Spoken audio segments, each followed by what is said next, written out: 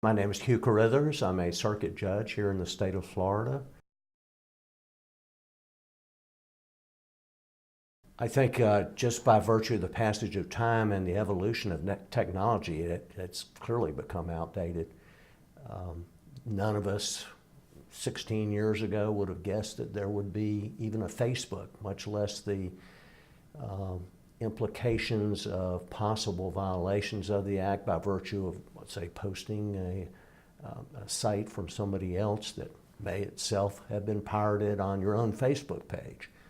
None of us could have anticipated that and the inherent problems in enforcing those kind of situations.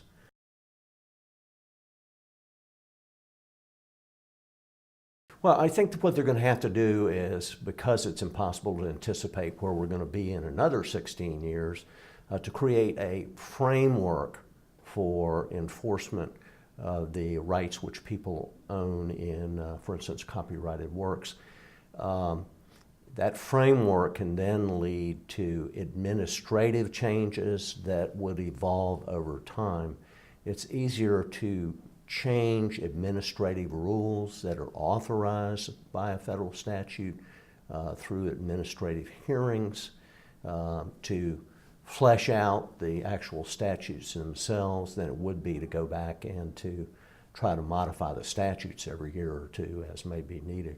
So I would anticipate that they're going to try to create a framework which would anticipate future administrative action.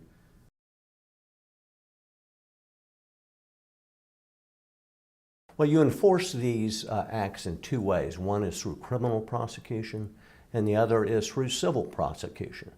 The former, of course, means that there are violations of the act which take place.